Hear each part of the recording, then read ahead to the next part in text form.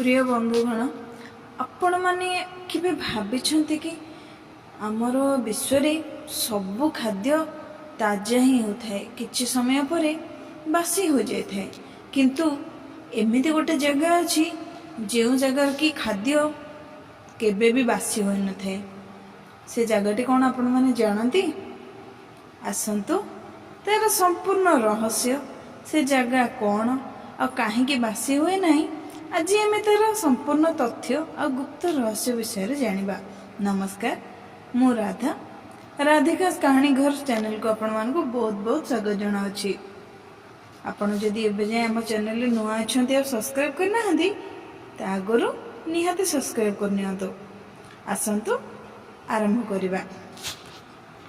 सेटा होछि हमर पुरी श्री मंदिर रे महाप्रसाद, जोटा कि हमर जगन्नाथंकर अनुग्रह से केबे भी बासी हुए नहीं। कहीं प्रथमे आम जानिबा महाप्रसाद कौन।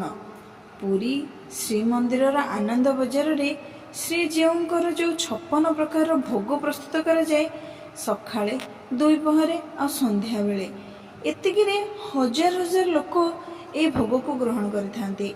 जेते लोक आसिले भी से भोग केबे भी अभाव हुए नहीं। भगवान को सेटा को निवेदन करा जाए। जेते बेले महाप्रसाद हुए सेति बेले यह साधारण खाद्य होई रुहे नहीं, यह भगवानंकर प्रेम कृपा और शक्तिर आकार बनी जाए। ताहले प्रश्न, महाप्रसाद कहीं बासी हुए नहीं? एथिरे अछि हमर भक्तिर शक्ति, भक्तिर असीम शक्ति और कृपा एथिरे पूरा भरपूर होइके अछि। भगवान का स्पर्श पाइबा परे महाप्रसाद रे दिव्य तत्व प्रवेश करे। तेणु साधारण खाद्य परी बासी किबा नष्ट हेबार प्रश्न ही उठुनी। प्रत्येक भोग को प्रथमे माँ लक्ष्मी को दिया जाए। माँकर स्पर्श सेथिरे जेतेबेले आसे सेथिरे अमृत स्पर्श भरी दिए। तापरे यह केबे मध्य बासी हुए नहीं, आउ भोग भी नष्ट हुए नहीं। यह केवल पवित्र होइकी रही थाए। भक्त मानक कहवा अनुसार महाप्रसाद केबे साधारण खाद्य नुहे, यह हेउछि जगन्नाथंकर सजीव ब्रह्म।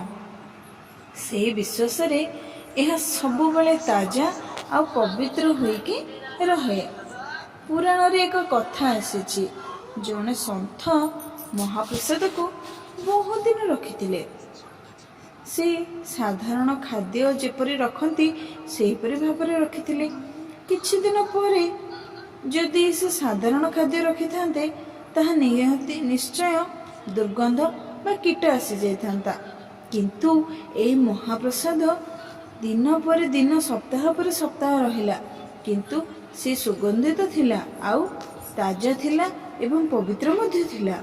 सेतेबेले से संत कहिले एथिरे होछि जगन्नाथंकर दिव्यता, सेइथिपई यह केबे मध्य बासी होई परिबो नाही। महाप्रसाद केवल खाद्य नुहे, यह भक्तंकर परिचय, प्रेम और श्रद्धार प्रतीक अटे।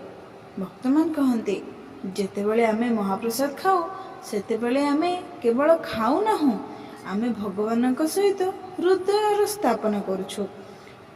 एथिरे अछि परमानंद, पवित्रता और अमृतता। सेथिपई पुरी रे कहे जे महाप्रसाद केबे भी बासी हुए नहीं, कारण एथिरे अछि जगन्नाथंकर प्रेम आउ भक्तिर अमृत, जहाँ पीढ़ी पीढ़ी धरी भक्त मानक दिव्यतार स्पर्श देई आसुअछि। प्रिय दर्शक बंधु, जदि आपनको ये दिव्य कथाटी भल लगी थाए तेबे चैनल टी को सब्सक्राइब करंतु, वीडियो टी को लाइक करंतु और शेयर करंतु। आउ कमेंट रे जय जगन्नाथ लिखा को जमा भी भूलबेनी। रहिली पुणी देखा हबो आउ एक वीडियो सहित। जय जगन्नाथ।